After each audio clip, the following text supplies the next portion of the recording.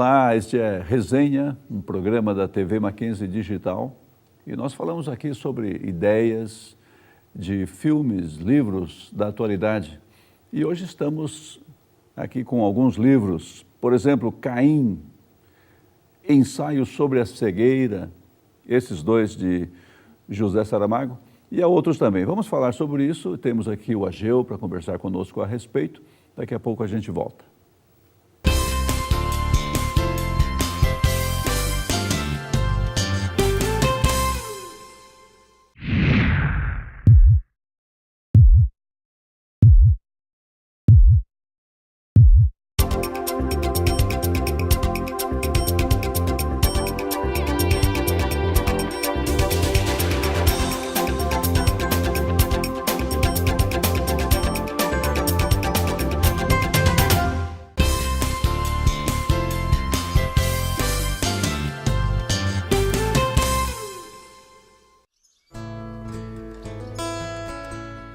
Às vésperas do fim do milênio, num período onde imperam, de um lado, a velocidade, a ganância, a abstinência moral, e de outro, a profecia e um misticismo compensatórios, o escritor vem nos lembrar a responsabilidade de ter olhos quando os outros os perderam. É um livro, então, sobre a ética, é um livro também sobre o amor e sobre a solidariedade. Parece uma parábola, comenta alguém no romance, mas sua força, como nas melhores parábolas, vem precisamente do realismo e da descrição no limite do inominável. Cada leitor viverá aqui uma experiência imaginativa única, no esforço de recuperar a lucidez. Se podes olhar, vê. Se podes ver, repara. Oi, então Resenha traz hoje aqui ninguém menos do que José Saramago, é verdade. Não pessoalmente, claro. Vamos falar sobre seus livros, dando destaque para Caim e Ensaio sobre a Cegueira. E o Ageu está aqui para nos falar a esse respeito. Então, o que tem esse Caim do José Saramago? Isso é nome de livro? Pois é.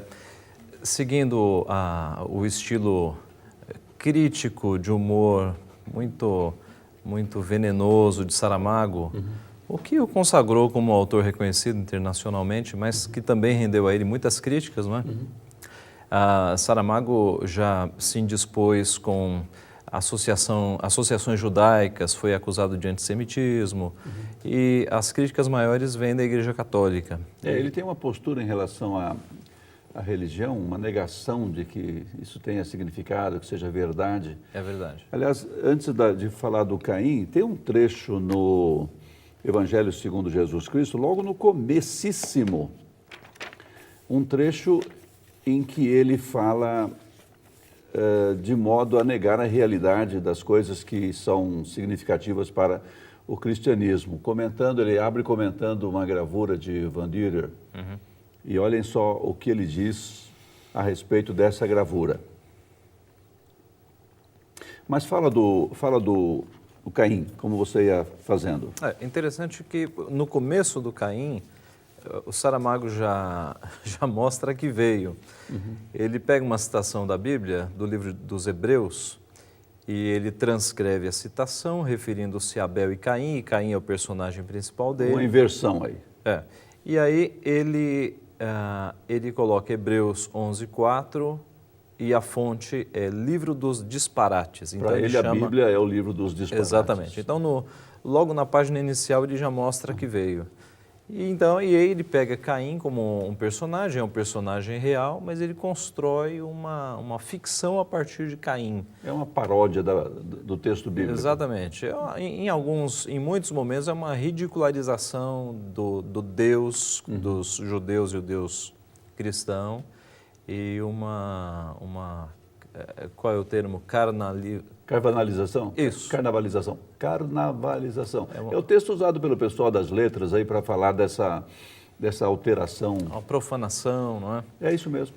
Do texto bíblico. Então ele faz isso usando nomes verdadeiros, um personagem mítico, e aí ele tenta reconstruir a visão dele sobre a Bíblia. Como é que ele faz essa tal da carnavalização, essa paródia? O que ele mexe, o que ele muda na história? No caso de Caim, ele pega Caim, que quando você lê a história bíblica, você vê que Caim é o primeiro caso de fratricídio, Caim mata o seu irmão Abel, e ele transforma Caim o personagem central e o herói da história. E ele faz com que Caim seja um viajante no tempo. E Caim viaja até o episódio de Abraão sacrificando Isaac, e é o herói da história. Como é que ele vai ser herói da história lá no personagem, no episódio do sacrifício de Isaac? É muito curioso, quando Abraão estende o cutelo, o punhal para matar o seu filho Isaac, é Caim quem segura a mão de Abraão e impede o sacrifício. Mas não tinha um anjo na história? Sim, o anjo chega atrasado por uma falha mecânica na sua asa. É assim que Saramago descreve. E o anjo chega e Caim fala, pois é, você chegou atrasado, se eu não estivesse aqui, esse garoto ia ser morto. O anjo fala que houve uma falha mecânica, mas antes tarde do que nunca, não é? E aí o Caim repreende o anjo sai depois voando como que mancando nos ares. Então, acontecem vários episódios assim de ridicularização do relato bíblico. Não é difícil entender como a Igreja Católica reagiu duramente contra o livro Caim e contra o Evangelho de Jesus. O que acontece com Caim depois aí desse episódio? Depois de salvar Isaac, como pretendeu o Saramago, o que acontece mais? Veja, antes disso, você vê a criação de Caim e Abel é colocado como um sujeito orgulhoso, arrogante. A inversão. Há uma inversão. Deus aceita o sacrifício de Abel e não de Caim. E Abel passa algumas semanas se vangloriando contando vantagem, porque o seu sacrifício foi aceito. Aí vem o episódio da morte, que Caim mata Abel, e ali Deus faz um acordo com Caim, né? Caim, eu vou te proteger, você nunca vai ser morto, mas não mencione a minha culpa no episódio. O Deus apresentado por Saramago é um indivíduo indeciso, que se engana, que não tem poder. Né? Há um momento na história quando Caim é transportado lá para a destruição de Jericó, e naquele episódio posterior em que Josué ora e o sol para, e ali Deus entra num acordo com Caim, explicando que na verdade o sol não parou. Aí Caim fala, então foi a terra que parou. Não, a terra também não parou. O que eu vou fazer é dar uma limpada nas nuvens, então vai dar a impressão de que o dia está maior. Mas vamos manter esse acordo aqui entre nós e você não diga para ninguém. Mas que coisa, parece que realmente o Deus que ele imagina, ele diz que é o Deus que nós imaginamos, nós quem? Os que creem em Deus, né? É um Deus passivo de todas essas críticas, mas a imaginação dele corre na frente. Ele tem uma imaginação muito fértil, né? Ele pega personagens reais, mas ele pega um personagem mítico que é Lilith. Lilith é a personificação da serpente. E há uns trechos muito, digamos assim, imorais aqui no livro, do relacionamento dele, de Caim com essa Lilith, adultérios, e Lilith é apresentada como uma rainha, alguém que manda ali no pedaço, que tem um palácio. Então, a imaginação de Saramago, com certeza, é bastante avançada. Ok, esse é o Caim. Parece que o final dele é um final meio terrível, acaba tudo. Como é que é? É verdade. Caim, ele é usado, então, por Saramago para percorrer os grandes eventos, os grandes eu não diria.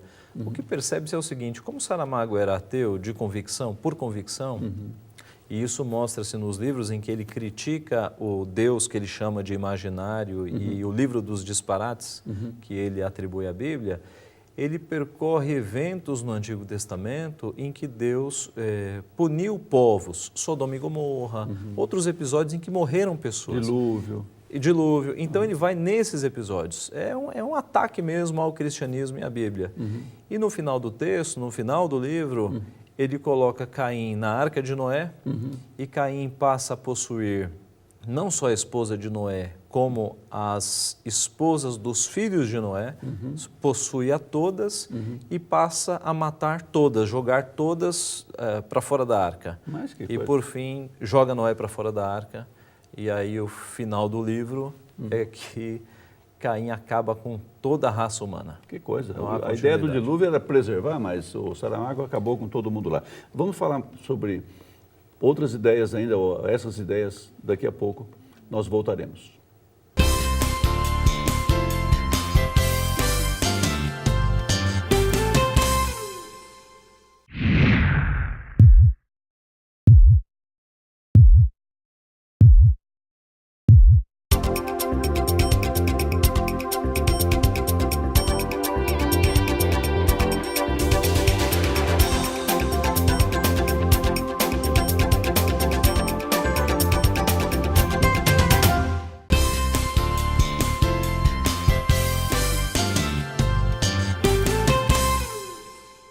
Resenha voltando e falando sobre essas ideias, hoje as ideias de Saramago em seus livros. Vimos sobre Caim, essa história em que o Saramago reconta a história, é uma paródia, não é? E ele faz essas mexidas todas aí conforme suas convicções, né? Agora, no ensaio sobre a cegueira, o tema de reescrever a história bíblica não está presente, é outra coisa. É outra coisa, o enfoque outra ideia. é bem diferente. O que temos no ensaio sobre a cegueira? O ensaio sobre a cegueira é uma história muito bem contada. Aqui, de fato, Saramago, ele mostra o lado mais humanista dele, deixa a religião de lado, e ele faz uma crítica muito ferrenha à sociedade, aos valores dos seres humanos. O livro começa, o livro que virou filme, né, começa com um indivíduo no trânsito que geralmente é acometido de uma cegueira. E as pessoas perguntam se ele está em trevas, mas ele diz, não, a cegueira é diferente, é como se todas as luzes tivessem sido acesas, é uma cegueira branca. E é uma cegueira contagiosa, diferente da outra cegueira. Essa pega. Essa pega.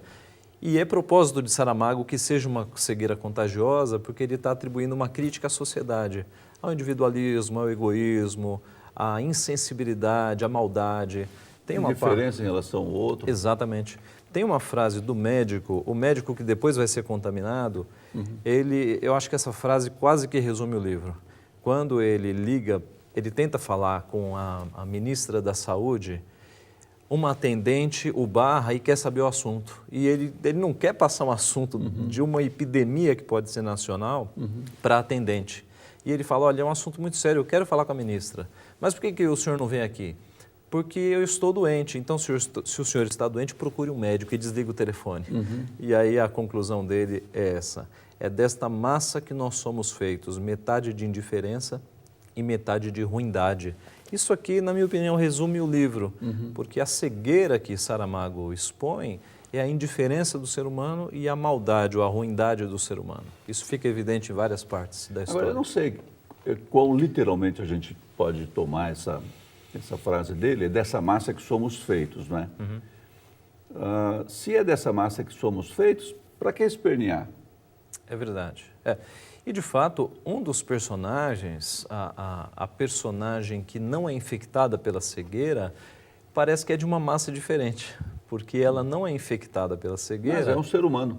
Pois é, mas a crítica de Saramago é a sociedade de uma forma geral. Mas nós vemos alguém ali que é da sociedade, mas que não se enquadra na crítica de Saramago, porque ela tem desejos de bondade, altruístas, e por isso ela não é infectada com a cegueira. Conversando aí fora, você mencionou o fato de ele não dar nome às pessoas. É verdade. Isso tem ligação com a indiferença. Ele é uma crítica à impessoalidade dos nossos tempos. Então, os personagens da história são o médico, o ladrão, tem uma mulher de não sei quem aí. A moça de óculos escuros. A rapariga de óculos escuros. Né? O português foi preservado, né? O de Portugal. Existe também a esposa do médico, que é a personagem principal da história. existe o homem, o velho de venda preta. Então, nenhum personagem leva nome numa história grande como essa. A impessoalidade. Impessoalidade. Saramago mostrando que as pessoas hoje são conhecidas mais pelo que elas fazem, suas profissões, ou pelo que elas têm, do que pelo que elas são de fato, né? E aí, o que ele está propondo? Ele está fazendo uma crítica ao egoísmo, à indiferença da sociedade. Há vários trechos que mostram essa crítica à insensibilidade. Né? A insensibilidade toma conta do governo, por exemplo. O governo, quando descobre a epidemia, ao invés de isolar as pessoas e mandar tratamento, pega as pessoas com força policial, coloca no manicômio, e esse manicômio lembra muito os campos de concentração. Altos muros, veja, são cegos que estão lá. Altos muros, arame farpado, soldados cercando. E há um episódio no filme que mostra essa insensibilidade quando um dos cegos, coitado, sai da fila e chama pelos guardas, ele é atingido por um disparo no peito. Então, essa forma de tratar pessoas que estão doentes, que não são bandidos e nem se fossem, aponta para a insensibilidade do governo. E há muitos outros trechos, né, que mostram essa insensibilidade. Até entre os próprios cegos, quando os cegos são colocados lá, amontoados, sem condição nenhuma, sem médico, sem enfermeiro, eles são jogados num lugar para serem esquecidos. Os próprios cegos, um deles está armado e ele ele se autodenomina o líder.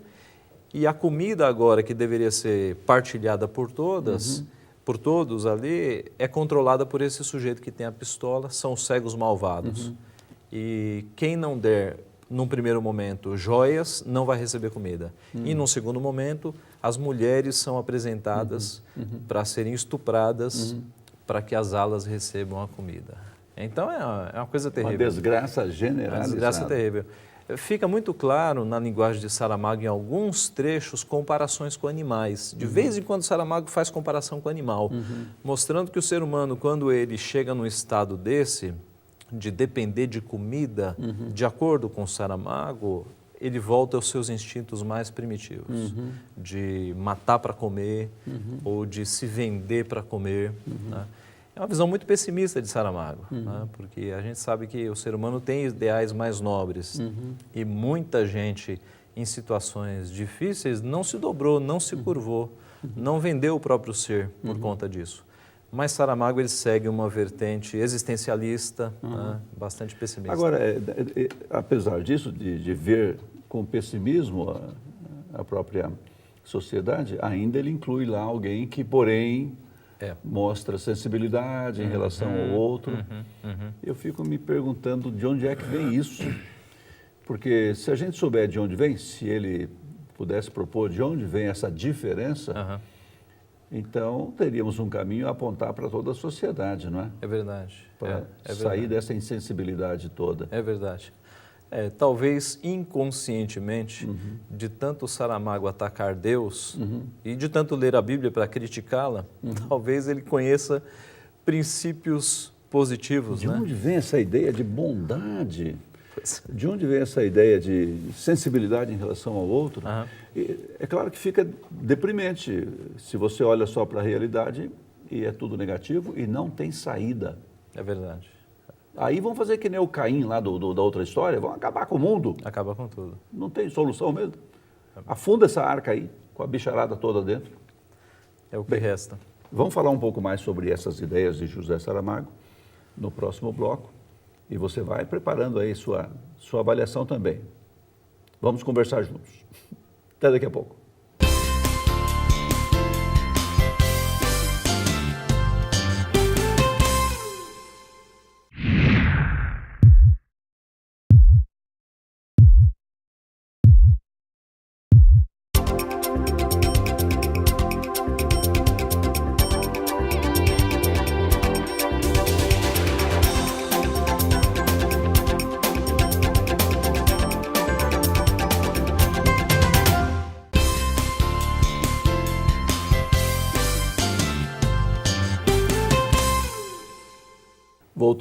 Voltamos com resenha, falando sobre essas ideias de José Saramago em seus livros, especialmente hoje, Ensaio sobre a Cegueira e Caim, aqui em nosso programa. Ageu, não é o tempo todo que ele fala sobre o texto bíblico, não é o tempo todo que ele faz a paródia do texto bíblico. Mas ele faz isso em alguns trabalhos, não é? Por que isso? Por que essa insistência nesse tema? Bom, essa é uma boa pergunta, porque sabe-se que Saramago era ateu declarado, foi até a sua morte. Então, estranha de fato essa insistência em tantos livros quanto as questões da Bíblia. Eu não acredito em unicórnios, então não vou passar a minha vida inteira escrevendo contra os unicórnios. É paradoxal isso em Saramago, não é? Ele mencionou numa entrevista certa vez que o fato de viver numa sociedade que tem isso por certo o leva a ter de abordar isso. Agora, eu penso que isso é uma coisa. Escrever esses livros todos, o Caim, o Evangelho segundo Jesus Cristo, o Ano da Morte de Ricardo Reis, mostra mais do que simplesmente mencionar algo que está aí, que é parte da crença da sociedade. Parece uma tomada de posição mesmo. Sim, sim.